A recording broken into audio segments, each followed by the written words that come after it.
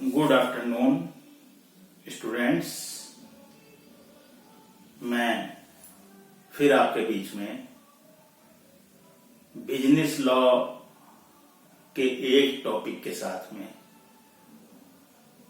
उपस्थित हुआ हूं और वो टॉपिक है स्वतंत्र सहमति, पक्षकारों की स्वतंत्र सहमति, फ्री कंसेंट ऑफ पार्टीज। जो पक्षकार हैं उनके बीच में जो सहमति है वो स्वतंत्र होनी चाहिए। अभी तक हमने आपको बताया था कि कॉन्ट्रैक्ट के लिए, अनुबंध होने के लिए दो पक्षकारों का होना आवश्यक है। There must be two parties, दो पार्टीज जरूरी हैं जिनके बीच में जो अनुबंध है वो अनुबंध किया जाएगा। तो अनुबंध करने के लिए कम से कम दो पार्टी चाहिए। अब बात यह आती है कि वह अनुबंध, वह कॉन्ट्रैक्ट इनफोर्सेबल बाय लॉ, वह इन्फोर्स होना चाहिए लॉ के द्वारा। और लॉ के द्वारा इन्फोर्स होने के लिए एक आवश्यक शर्त यह भी है कि वह पक्षकार जिनके बीच में अनुबंध किया जा रहा है उनकी सहमति स्वतंत्र होनी चाहिए। उनकी सहमति स्वतंत्र होनी चाहिए। कंसेंट, फ्री कंसेंट कहा भी जाता है। ये क्वेश्चन कई बार एग्जाम में पूछा भी जाता है इस तरह से, दो या दो से अधिक व्यक्तियों की सहमति उस समय मानी जाती है जब वे एक ही बात पर एक ही भाव से सहमत होते हैं। एक ही बात पर एक ही भाव से सहमत होते हैं।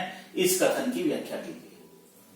To or more persons are said to consent when they agree upon the same thing in the same sense. That is the main, same thing and the same sense. तो सहमति की एक ये आधारभूत शर्त है कि वे एक ही भाव से और एक ही बात पर सहमत होने चाहिए। Same thing and same sense. और ये बात बताई गई है कि सहमति तब स्वतंत्र कही जाएगी जब वो दोनों पक्षकार एक ही बात पर एक ही भाव से सहमत हैं। अंडर सेक्शन 30, अंडर सेक्शन 13, ये अंडर सेक्शन 13 में ये जो है बिल्कुल क्लियर कर रखा गया।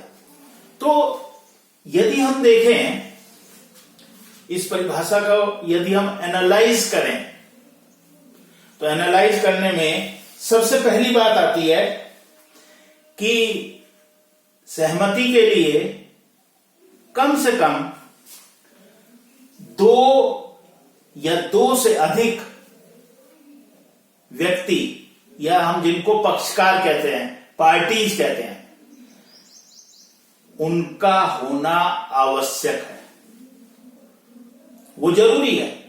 There must be two parties,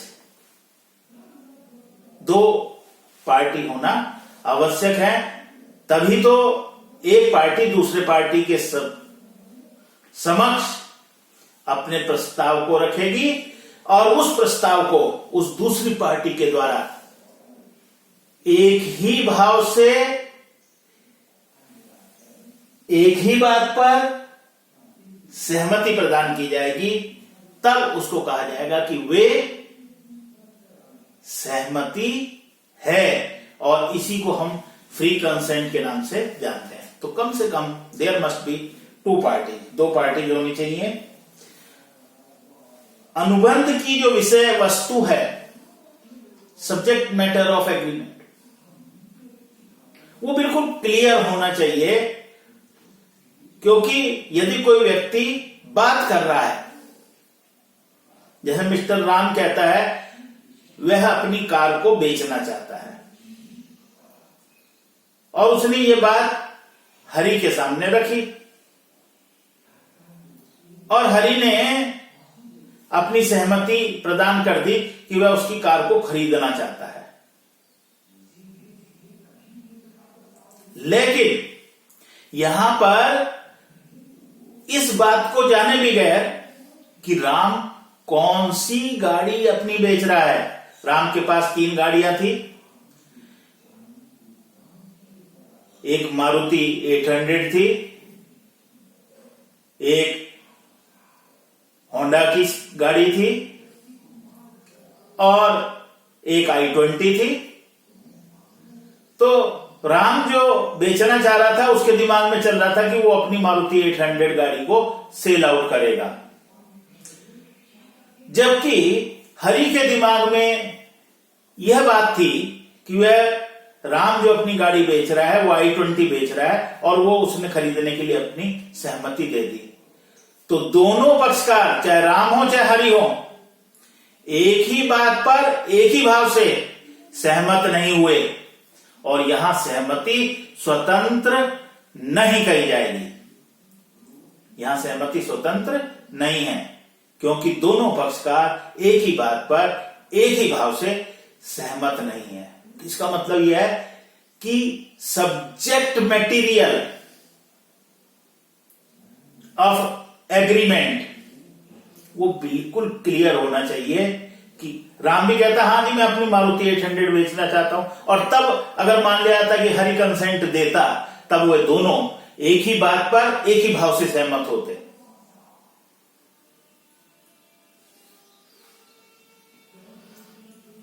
तो ये जरूरी है सहमति के लिए। अब बात आती है कि सहमति स्वतंत्र कब होगी।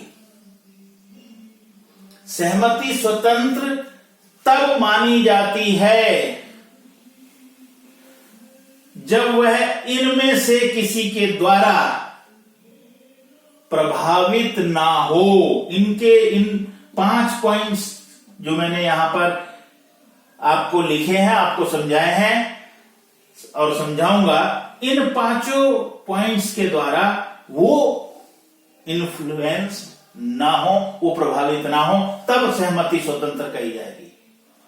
जिसमें पहला आता है उत्पीड़न द्वारा, बाय कोरेशन, सेक्शन 15 धारा 15 में ये बात कही गई है। फिर आता है अनुचित प्रभाव द्वारा, by undue influence, undue influence, section 16 में इस बात को बताया गया है। थर्ड, कपट द्वारा, बाय फ्रॉड, अगर फ्रॉड के द्वारा, ये सेक्शन 17 में इसको जो है डिफाइन किया गया है। मिथ्या वर्णन द्वारा, by misrepresentation, misrepresentation, झूठ बोलकर, सेक्शन 18 में इसको डिफाइन किया गया है। और लास्ट वन इज द गलती द्वारा, by mistake, that is section 19। तो अगर कोई सहमति, इनमें ये जो 5 पॉइंट्स आपको हम बता रहे हैं, इन 5 पॉइंट्स के द्वारा, इनमें से किसी के द्वारा प्रभावित नहीं है, तब उस सहमति को हम स्वतंत्र सहमति की कैटेगरी में रखेंगे। अब हम एक एक करके इन पॉइंट्स को आपको एक्सप्लेन करेंगे। उत्पीड़न, इसको बल प्रयोग के नाम से भी जाना जाता है।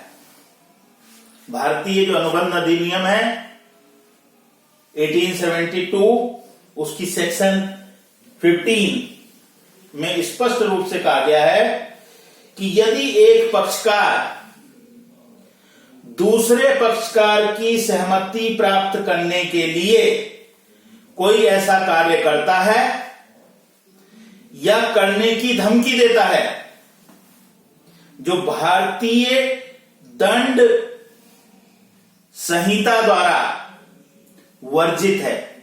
भारतीय दंड संहिता, इंडियन पेनल कोड, उसके द्वारा रिस्ट्रिक्टेड है,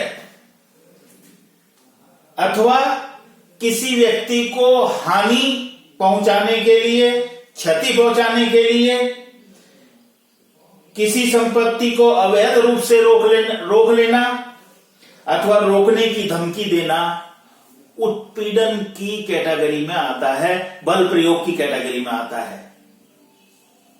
इसका मतलब यह हुआ कोरिशन इज कमिटिंग और threatening to commit any act forbidden by the Indian Penal Code or the unlawful detaining or threatening to detain any property to the prejudice of any person whatever with the intention of causing any person to enter into agreement.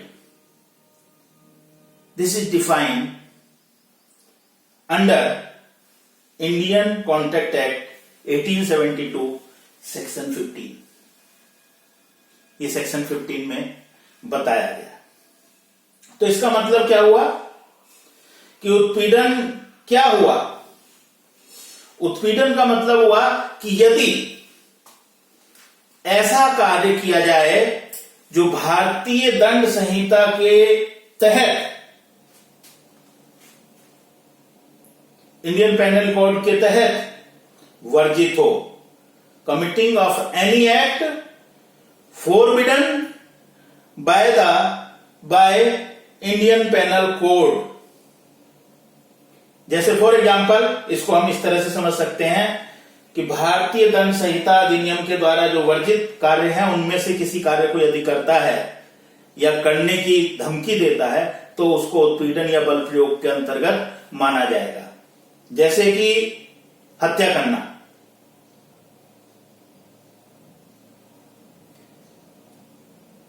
डाका डालना, शव को दाह क्रिया के लिए ले जाने से रोकना, अपहरण करना, मारना पीटना, ये सारे के सारे ऐसे कार्य हैं जो भारतीय दंड संहिता के अंतर्गत रिस्ट्रिक्ट किए गए हैं। और यदि इनमें से किसी कार्य को किया जाता है तो उसको हम उत्पीड़न या बल प्रयोग के कैटेगरी में रखते हैं। इसमें एक एग्जाम्पल आता है, एक लॉ केस आता है, रंगनायक कम्मा वर्सेस अलवर सेठी।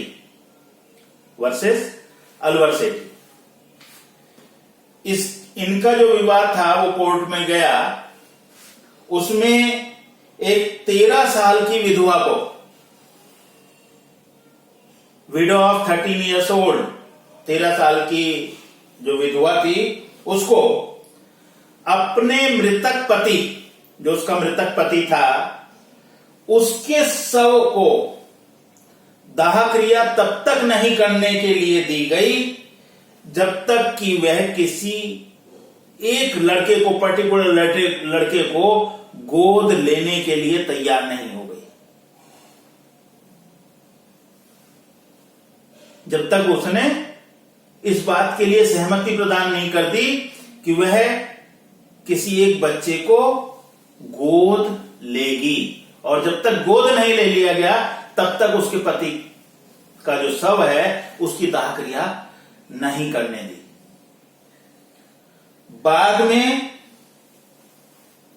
यह कोर्ट में गया केस, और कोर्ट ने यह डिसाइड किया कि भारतीय दंड संहिता इंडियन पेनल कोड की सेक्शन 296 के अनुसार किसी भी शव को अवांछित तरीके से दाह क्रिया न करने के लिए रोका जाना, यह अवांछित क्रिया है, एक दंड है,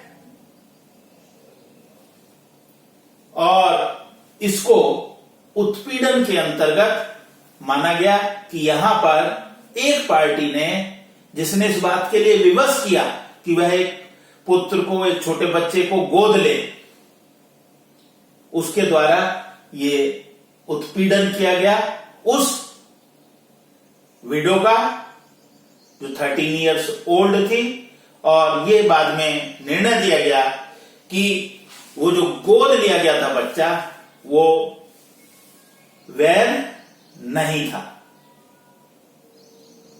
ये उत्पीड़न के अंतर्गत बताया आपने कि उत्पीड़न किस तरह से आता है।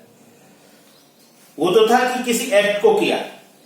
भारतीय दंड अधिनियम द्वारा किसी कार्य को करने की धमकी देना, एक तो है कि उस कार्य को कर दिया जहां उन्होंने सबको रोक दिया कि नहीं ले जाने देंगे, लेकिन दूसरा क्या कि धमकी दे रहे हैं, threatening to commit any act forbidden by Indian Penal Code, जो कि इंडियन पेनल कोड के द्वारा वर्जित है, उस कार्य को करने की क्या दे रहे हैं, थ्रेटनिंग, धमकी दे रहे हैं। तो यह भी क्या कहलाएगा, यह भी उत्पीड़न के अंतर्गत आएगा। थ्रेटनिंग, धमकी देना। मान लेते कि कोई एक पक्षकार दूसरे पक्षकार को कहता है कि भाई अगर तुम मेरे इस बात को नहीं मानोगे तो मैं आत्महत्या कर लूंगा। तो आत्महत्या करने की धमकी देना भी भारतीय दंड संहिता के अंतर्गत अपराध है, under the Indian Penal Code. इसमें भी एक केस, कोर्ट केस बहुत प्रसिद्ध हुआ था। The name is Amiraju versus Sesamma. इस मामले में एक व्यक्ति ने अपनी पत्नी और पुत्र को, एक व्यक्ति ने क्या करा, अपनी पत्नी और पुत्र को आत्महत्या करने की धमकी दे दी कि वह आत्महत्या कर लेगा, और पत्नी और पुत्र के नाम कुछ संपत्ति थी, उस संपत्ति का रिलीज लेटर उसने इस धमकी देकर के पत्नी और पुत्र से लिखवा लिया। बाद में कोर्ट ने इसको इस आधार पर अस्वीकार किया, डिसअलाउड किया कि ये जो सहमति प्राप्त की गई थी, यह सहमति उत्पीड़न द्वारा, बल प्रयोग द्वारा, threatening of forbidden to commit any act forbidden by Indian Penal code.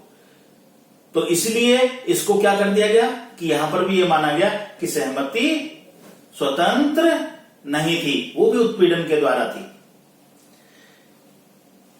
किसी संपत्ति को अवैध रूप से रोके रखना, वो भी उत्पीड़न के अंतर्गत आता है। किसी संपत्ति को अवैध रूप से रोके रखना, unlawful डिटेशन of any property that is under by coercion, उसको भी उत्पीड़न के अंतर्गत रखा जाता है। मान लिया जाता है, फॉर एग्जाम्पल, इसका एग्जाम्पल ये हो सकता है कि एक व्यक्ति किसी व्यवसायी के यहां अकाउंटेंट के रूप में काम करता था। व्यवसायी ने उसे अकाउंटेंट के रूप में से हटा दिया।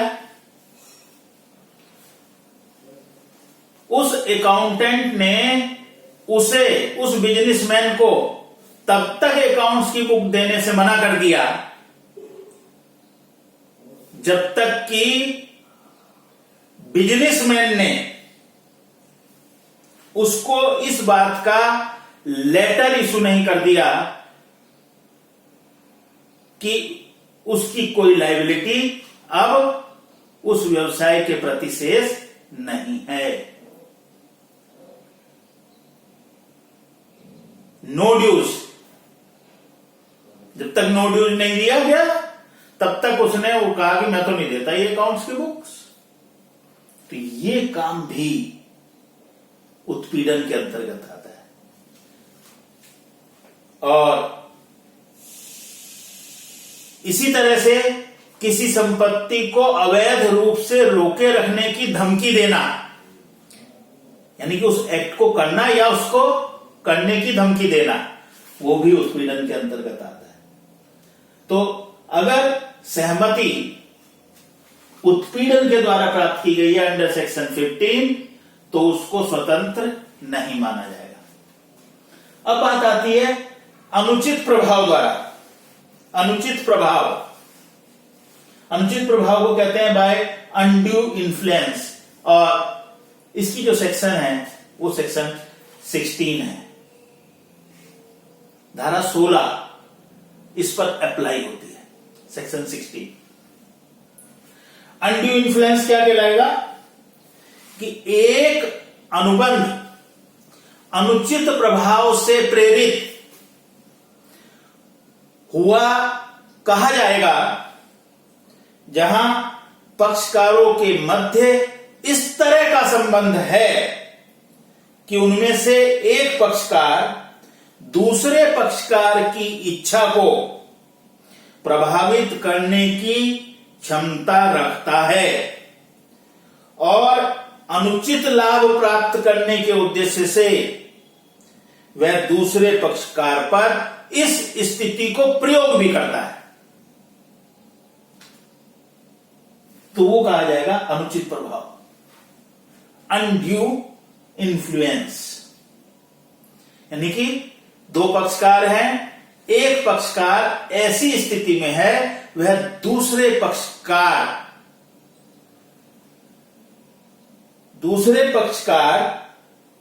की जो इच्छा है उस इच्छा को प्रभावित करने की क्षमता रखता है, और वो दूसरा पक्षकार उस पावर को प्रयोग में लाकर के उसकी इच्छा को प्रभावित कर लेता है और सहमति प्राप्त करता है। तो ऐसी सहमति को अनुचित प्रभाव द्वारा प्रेरित सहमति माना जाता है by undue influence under section 16. A contract is said to be induced by undue influence where the relation subsisting between the parties are such that one of the parties is in a position to dominate the will of other, and uses that position to obtain an unfair advantage over the other. Section 16 में ये बिल्कुल clearly कहा गया। तो यदि हम इसको देखें कि अनुचित प्रभाव क्या है, तो इसका मतलब पक्षकारों के बीच में इस तरह की रिलेशनशिप है कि एक पक्षकार दूसरे पक्षकार की इच्छा को प्रभावित करने की क्षमता रखता है अपने प्रभाव के द्वारा, अपने प्रभाव के द्वारा।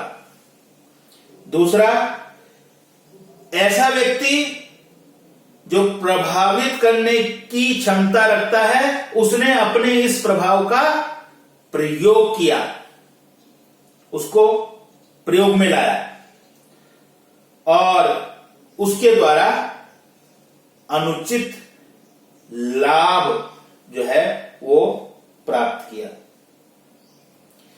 तो आप ये बताएं कि कौन कौन से ऐसे व्यक्ति हैं जो अनुचित प्रभाव द्वारा एक पक्षकार दूसरे पक्षकार की इच्छा को प्रभावित करने की क्षमता रखता है। ऐसे कौन कौन से संबंध हैं, ऐसी कौन कौन सी रिलेशन है? तो सबसे पहले एक संबंध तो हमारा और आपका है, गुरु और शिष्य का संबंध। यहां गुरु का जो है, जो अगर गुरु पक्षकार है तो वह दूसरा जो पक्षकार है शिष्य, उसकी इच्छा को प्रभावित करने की क्षमता रखता है। और यदि वो इस तरह का कार्य करता है तो उसके द्वारा जो सहमति प्राप्त की गई है वो अनुचित प्रभाव द्वारा, अनड्यू इन्फ्लुएंस के द्वारा सहमति प्राप्त मानी जाएगी। गुरु शिष्य का हो गया, पिता पुत्र का हो गया, जमींदार और कृषक का हो गया, महाजन एवं ऋणी का हो गया, संरक्षक एवं संरक्षी का हो गया, और धर्मगुरु जो संत महात्माएं होते हैं और उनका चेले का हो गया। तो ये जो संबंध होते हैं, ये संबंध ऐसे होते हैं जिसमें एक पक्षकार दूसरे पक्षकार की इच्छा को प्रभावित करने की क्षमता रखता है। लेकिन तभी ये अनड्यू इन्फ्लुएंस माना जाएगा जब वो प्रभावित करने की इच्छा रखने वाला व्यक्ति या पक्षकार दूसरे पक्षकार पर उसका प्रयोग करता है, उसकी इच्छा को प्रभावित करता है, ड्यू टू अनड्यू इन्फ्लुएंस। जैसे फॉर एग्जाम्पल एक मनी लेंडर है और एक किसान है गांव में। किसान के पास जो है एक बहुत अच्छा बैल है जिसकी कीमत जो है वो लगभग 5,000 रुपए हो गई। अब मनी लेंडर जो है अपने अनड्यू इन्फ्लुएंस के द्वारा उससे उस बैल को 500 रुपए में लेने की सहमति प्राप्त कर लेता है। तो यह सहमति स्वतंत्र नहीं कही जाएगी, क्योंकि यहां पर उस महाजन व्यक्ति के द्वारा अनड्यू इन्फ्लुएंस का प्रयोग किया गया।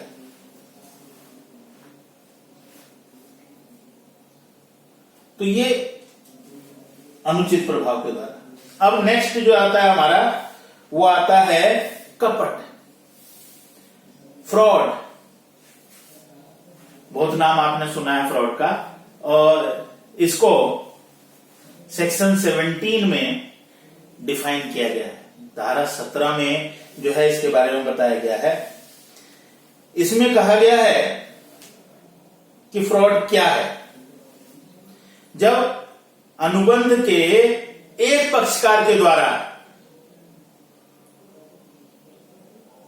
अथवा उसकी उपेक्षा से अथवा उसके प्रतिनिधि के द्वारा दूसरे पक्षकार या उसके प्रतिनिधि को धोखा देने के उद्देश्य से अथवा उसको अनुबंध के लिए प्रेरित करने के उद्देश्य से निम्नलिखित कार्यों में से कोई कार्य किया जाता है, तो यह कहा जाता है कि कपट किया गया। यानी कि इसका जो मूल है वो मूल धोखा देना है। इसका जो मूल है वो धोखा देना है। फ्रॉडुलेंट एक्ट यानी कि क्या क्या चीज हो सकती है धोखा देने के उद्देश्य से? आप क्या क्या कर सकते हैं? किसी ऐसी बात को जानबूझकर सत्य बताया जाए जो सत्य नहीं है। बार बार किसी बात को एक कार्य नहीं नहीं ये सही है सही है, तो किसी ऐसी बात को जानबूझ करके सत्य बताना जो सत्य नहीं है, और जिसे बताने वाला भी यह मानता है कि यह सत्य नहीं है, फ्रॉड की कैटेगरी में आएगा। किसी व्यक्ति द्वारा किसी तथ्य को छिपाना जिसका उसे वास्तविक ज्ञान अथवा विश्वास है। कोई फैक्ट ऐसा है, उस फैक्ट को क्या कर दिया? छिपा दिया, तो ये भी फ्रॉड की कैटेगरी में आएगा। फिर आपने किसी तरह का कोई प्रॉमिस किया और प्रॉमिस इस बात को ध्यान में रख करके किया कि आप उसको पूरा नहीं करेंगे। पूरा न करने के उद्देश्य से किया गया कोई, दिया गया कोई वचन या प्रॉमिस, धोखा देने के आशय से किया गया कोई कार्य, और कोई भी ऐसा कार्य अथवा त्रुटि जिसको राज नियम के द्वारा कपट में घोषित किया गया हो। और कभी कभी मौन रहना, चुप रहना भी कपट की श्रेणी में आता है। उसको भी कपट की श्रेणी में हम इंक्लूड करते हैं। तो इस तरह से अगर सहमति इन सब पॉइंट्स को ध्यान में रख करके ली गई है, किसी ऐसी बात को बार बार कहा गया जो सत्य नहीं है, और वो व्यक्ति भी इस बात को जानता है कि ये सत्य नहीं है, लेकिन वह दूसरे व्यक्ति के सामने इस तरह से प्रदर्शित कर रहा है कि ये सत्य है, तो इसको हम फ्रॉड की कैटेगरी में रखेंगे। इसका एक उदाहरण हो सकता है कि मान लिया जाता है कि कोई व्यक्ति किसी एक पार्टी को कोई मकान दिखाने के लिए गया, कोई मकान दिखाने के लिए गया, और वो मकान उसने दिखाया, और वह मकान दिखाने के बाद कहा कि ये मकान बहुत अच्छा है, इसमें किसी तरह का कोई दोष नहीं है, पूरा, और इसके सारे जो कागज हैं वो सारे के सारे सही हैं, किसी तरह की कोई नहीं है, बस इसको तो पैसे की जरूरत थी इसलिए जो है बेचना चाह रहा है। और उस आधार पर उस दूसरी पार्टी के द्वारा वह उसका एग्रीमेंट करा देता है, उसका समझो जो है एग्रीमेंट जो है वो करा देता है। तो यहां पर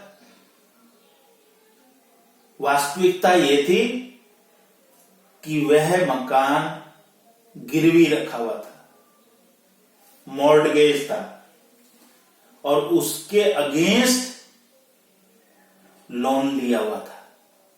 इस बात को जानबूझ करके छिपा दिया गया। तो ये क्या हुआ? Consent taken by fraud. तो ये सहमति स्वतंत्र नहीं कही जाएगी, इस सहमति को हम स्वतंत्र नहीं कहेंगे। फिर आता है मिथ्या वर्णन, by misrepresentation. By misrepresentation मिथ्या वर्णन, और ये सेक्शन 18, इसको हम सेक्शन 18 के अंतर्गत जो है लेकर के चलते हैं, मिथ्या वर्णन। मिथ्या वर्णन क्या है? मिथ्या वर्णन को यदि हम देखें, ये दो शब्दों से मिलकर के बना है, मिथ्या प्लस वर्णन। मिथ्या का अर्थ होता है झूठ और वर्णन का मतलब होता है डिस्क्रिप्शन। तो झूठ का विस्तार, ये मिथ्या वर्णन आता है। Miss representation, misrepresentation, miss का मतलब गलत और रिप्रेजेंटेशन का मतलब प्रस्तुतिकरण। तो गलत प्रस्तुतिकरण ये मिथ्या वर्णन के अंतर्गत आता है। असत्य वर्णन भी हम इसको कह सकते हैं। तो ये मिथ्या वर्णन दो तरह का हो सकता है। एक तो कपटपूर्ण मिथ्या वर्णन, फ्रॉडुलेंट मिसरिप्रेजेंटेशन, यानी कि जिसका उद्देश्य मिथ्या वर्णन किया, मिथ्या वर्णन का उद्देश्य क्या है? कपट करना, धोखा देना, जानबूझ करके धोखा देना, फ्रॉड। वो चीज उसकी है ही नहीं, लेकिन झूठ बोल करके कपट के उद्देश्य से, कपट करने के उद्देश्य से वो मिथ्या वर्णन किया गया, वो गलत विवरण दिया गया, तो वो मिसरिप्रेजेंटेशन के पॉइंट में आएगा। और दूसरा होता है इनोसेंट मिसरिप्रेजेंटेशन, इनोसेंट निर्दोष मिथ्या वर्णन। निर्दोष मिथ्या वर्णन का मतलब क्या होता है कि उसका उद्देश्य, मिथ्या वर्णन तो किया, गलत तो किया, लेकिन उसका उद्देश्य किसी पक्षकार को हानि पहुंचाने का नहीं होता है। इनोसेंट, बस उसको भी यही समझ में आ रहा था तो उसने उसको उस तरह से डिफाइन किया। असावधानी पूर्वक,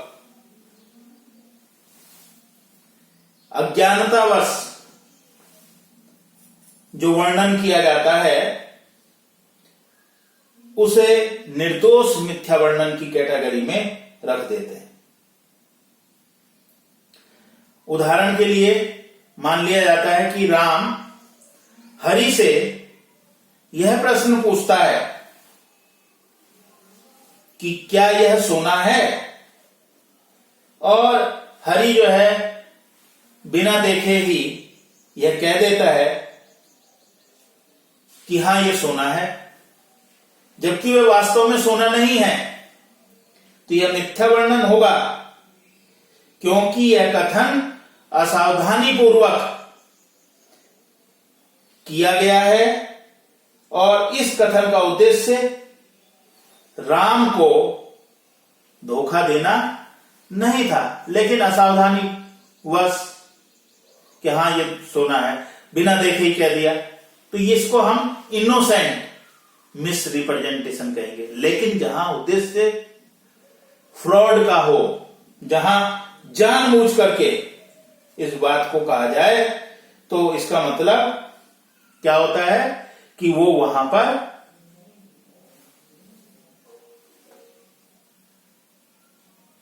फ्रॉडुलेंट रिप्रेजेंटेशन के नाम से उसको जाना जाता है। Misrepresentation is a false statement which the person making it honestly believes it to be true, which at any rate he does not know to be false. मिथ्या वर्णन जो है वो क्या है? एक झूठा कथन है जिसको कहने वाला विश्वास के साथ सच मानता है, अथवा किसी भी प्रकार से वह उसका झूठ होना नहीं मानता है। तो इसको हम मिथ्या वर्णन की कैटेगरी में रखेंगे। तो ये मिथ्या वर्णन है जिसमें वह झूठ बोल करके उस सहमति को प्राप्त करने का प्रयास करता है, गलती पर, बाय मिस्टेक। अंडर सेक्शन 19, किसी अनुबंध के तथ्यों के बारे में किया गया भ्रांति मूलक अथवा आधारहीन विश्वास गलती कहलाता है। आधारहीन विश्वास गलती कहलाता है। An erroneous belief concerning something is called a mistake. भूल, गलती, गलती को हम भूल भी कह सकते हैं, मिस्टेक भी कह सकते हैं। क्योंकि मेन बात यह थी कि जब दो या दो से अधिक व्यक्तियों की सहमति उस समय मानी जाती है जब वह एक ही बात पर एक ही भाव से सहमत हो। यदि दोनों एक ही बात पर एक ही भाव से सहमत नहीं है तो इसका मतलब कहीं ना कहीं कोई ना कोई गलती है। देयर इज सम एरर, कोई ना कोई मिस्टेक उनके बीच में है। और यदि कोई भी सहमति, कोई भी कंसेंट गलती द्वारा, एरर द्वारा, मिस्टेक द्वारा प्रेरित होगी तो सहमति को स्वतंत्र नहीं कहा जा सकता, तो वह सहमति स्वतंत्र नहीं हो सकती। फॉर एग्जाम्पल, किस तरह की सहमति हो सकती है कि मिस्टर राम मिस्टर हरि से कुछ सामान खरीदने के लिए कहते हैं। हरि का वो सामान एक हवाई जहाज के द्वारा आना था। उस हवाई जहाज का नाम पियर्सन था। तो राम ये मान करके चल रहा था कि हरि का जो जहाज आ रहा है वो जून में सामान लेकर के आ रहा है और उससे उसको सामान डिलीवर कर दिया जाएगा। जबकि हरि के दो जहाज उसी नाम से आ रहे थे, एक जून में और एक अक्टूबर में। राम ने जब सामान खरीदने की बात कही, जो सामान पियर्सन जहाज से आ रहा था, तो हरि ने अपनी जो सहमति दी कि वह उसमें से उसको सामान दे देगा, डिलीवर करेगा, वो उसने अक्टूबर में जो जहाज आ रहा था उस जहाज से माल देने की बात इस आधार पर सहमति दी थी। जबकि राम क्या समझ रहा था? राम जून में समझ रहा था। तो राम और हरि दोनों एक ही बात पर एक ही भाव से सहमत नहीं थे। दोनों एक माल खरीदना चाह रहा था, एक बेचना चाह रहा था, ठीक है। जहाज का नाम भी पियर्सन था, लेकिन कहां गलती हो रही थी? गलती हो रही थी कि एक जून वाले जहाज को लेकर के चल रहा था और एक अक्टूबर वाले जहाज को लेकर के चल रहा था। तो यहां पर जो सहमति है वो सहमति स्वतंत्र नहीं हुई। और ये जो गलती होती है, जो भूल होती है, मिस्टेक्स होती हैं, ये जो मिस्टेक्स हैं कई बारी हो सकती हैं, कई चीजों के बारे में हो सकती हैं।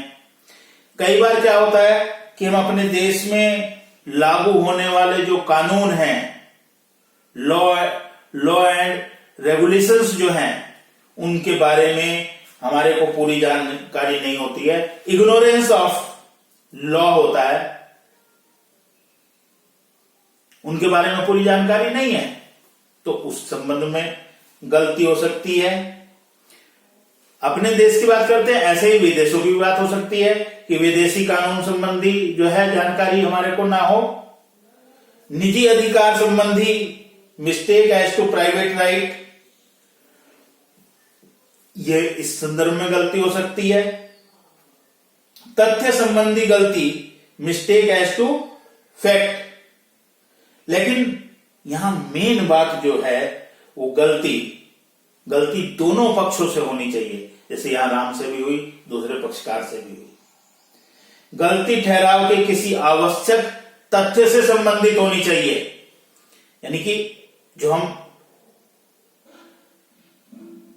बात कर रहे हैं, जो सहमति हम दे रहे हैं, वो सहमति ठहराव के किसी आवश्यक तथ्य से संबंधित होनी चाहिए। और गलती का जो रूप हो सकता है वो एक पक्षीय भी हो सकता है और द्विपक्षीय भी हो सकता है। तो कुल मिलाकर के ये कहा जा सकता है कि सहमति तब तक स्वतंत्र नहीं कही जा सकती, तब तक फ्री कंसेंट नहीं कहा जा सकता, जब तक कि वह इन 5 पॉइंट्स में से किसी एक के द्वारा प्रभावित है। यदि वह इनमें से किसी एक के द्वारा भी प्रभावित है तो इसका अर्थ यह हुआ कि वह सहमति स्वतंत्र नहीं है। और इसलिए कहा गया है 2 or more persons are said to consent when they agree upon the same thing, the same thing in the same sense, same thing and same sense। तो जब वह सहमत है उस पर सेम थिंग, उसी वस्तु पर और उसी भाव के साथ में, दोनों पक्षकारों का भाव भी वही होना चाहिए, वस्तु भी वही होनी चाहिए, तो सहमति जो है वो स्वतंत्र कही जाएगी। तो ये था पक्षकारों की स्वतंत्र सहमति। एक इंपॉर्टेंट लेक्चर जो है ये हमने आपको डिलीवर किया, और इसको आप पढ़िएगा, इसको तैयार कीजिएगा। और किसी भी तरह की यदि आपको कोई समस्या आती है तो आप मुझसे मेरे व्हाट्सएप ग्रुप पर इससे संबंधित कोई भी समस्या का निदान प्राप्त कर सकते हैं, ले सकते हैं। हम कल फिर मिलेंगे, फिर एक नई टॉपिक के साथ में, बिजनेस लॉ के। तो कल फिर पुनः आपसे मुलाकात होती है। तब तक bye, take care of yourself. आप सुरक्षित रहिए, घर पे रहिए। Thank you.